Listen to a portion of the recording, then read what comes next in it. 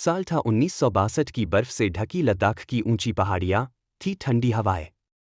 उस समय तापमान करीब 20 सी से 30 सी तक गिर जाता था। रात में यह और भी नीचे जा सकता था। इतनी ठंड में हथियार पकड़ना मुश्किल हो जाता है, पानी जम जाता है, सांस लेना भी कठिन होता है। कम ऑक्सीजन। मी एक छोटी सी पोस्ट पर रेजंगला की बर्फीली पहाड़ी पे तैनात था। 13 कुमाऊं रेजिमेंट की सी कंपनी नेतृत्व कर रहे हैं मेजर शैतान सिंह। सिर्फ 120 भारतीय जवान और सामने हजारों चीनी सैनिक। दुश्मन सामने सिर्फ 120 भारतीय सेना के जवान मेजर शैतान सिंह के नेतृत्व में कुमाऊं रेजिमेंट की सी कंपनी के लगभग 120 जवान उस पोस्ट की रक्षा कर रहे थे। 18 नवंबर 1962 की सुबह कैसे? धुंध और बर्फ के बीच चीनी सेना ने चारों तरफ से हमला कर दिया।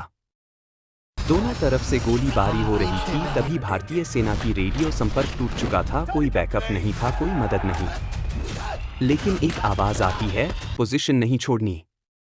मेजर शैतान सिंह को थकान नहीं, डर नहीं, सिर्फ जज्बा। गोलीबारी तेज होती जाती। भारतीय जवान अपने एक एक बंकर से जवाब देते हैं। गोलियां कम पड़ने लगती हैं। अब लड़ाई आमने सामने की हो जाती है।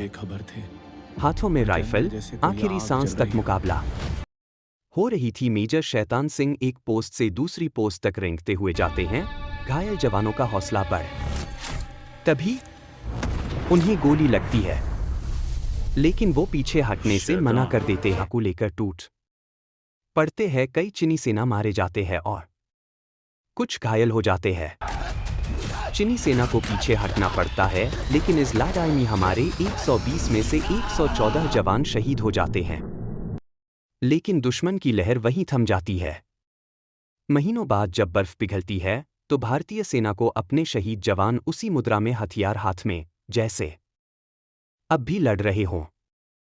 यह दृश्य किसी फिल्म का नहीं, बल्कि असली बलिदान का है। उनकी वीरता के लिए मेजर शैतान सिंह को मरणोपरांत परमवीर चक्र दिया गया। जब हालात नामुमकिन लगे तो याद रखना रेजांगला के वो 120 शेर, जिन्होंने दुनिया को दिखा दिया का। सैल्यूट है हमारे वीर जवानों को। जय हिंद।